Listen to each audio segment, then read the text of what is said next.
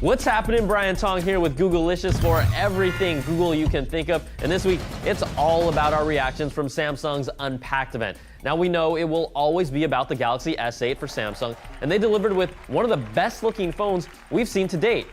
At least on the front. See that screen, that infinity screen. Sure, the 2:1 ratio is going to be a little odd with bigger black bars on the sides when you're watching 16:9 video, but when you're not, it's 5.8 inches of Galaxy S8 screen and 6.2 inches of S8 Plus screen goodness.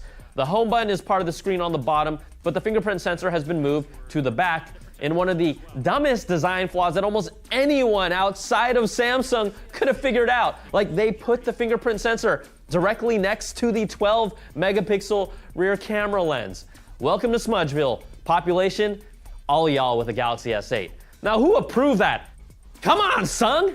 Now, the good thing, the face unlock on the phone works like a charm, but you'll still have to align your face with the phone to do it. The phone still looks amazing. It brings back a headphone jack, and it's still just as waterproof with an IP68 rating compared to certain phones, you know, without one. iPhone.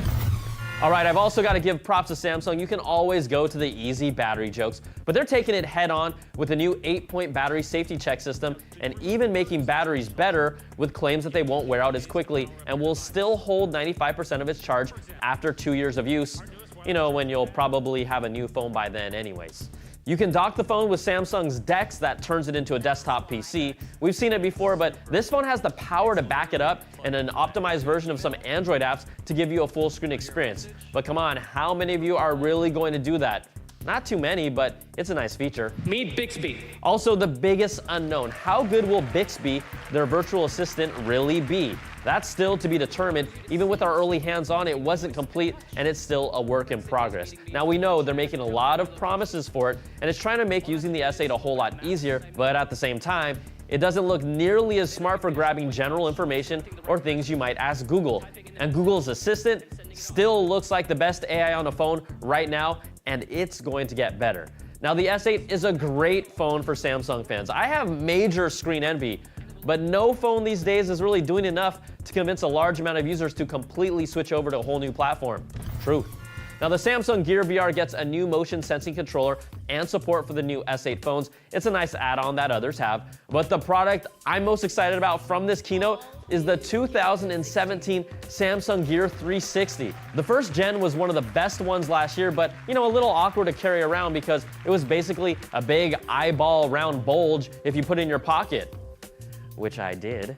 The new one is much smaller with the dual fisheye lenses at 8.4 megapixels for each sensor.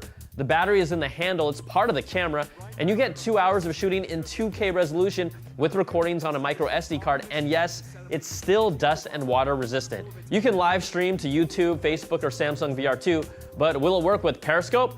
Come on, son, get on it.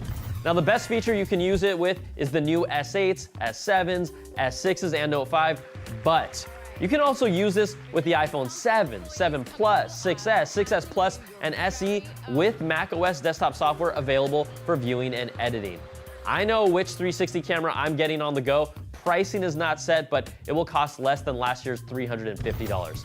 All right, the keynote was good for Samsung users, but the post-keynote buzz was really not that big of a deal. I threw out a poll, and yes, there's a lot of people that follow me that use iPhones, but still, of the 38% of people remaining that are Team Samsung, only 12% of you can't wait to get one. Now, if this phone was really a big deal for you all, it should be a lot higher than that, but it's not.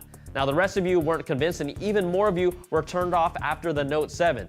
To me and many of you, the Galaxy S8 has an amazing screen, probably the best design right now on the front, but does it really have anything else that truly makes it a must-have phone? We'll find out. You can email me at googleicious@cnet.com or tweet me at Brian Tong to let me know what you think about the S8, and we'll put some of your feedback in the show next week. And if you write nice YouTube comments, I might use those too. Otherwise, I'll just read the ones that tear away at my soul and break me down little by little, day by day. Thanks so much for watching, and we will catch you all next time for some more of that Googleicious.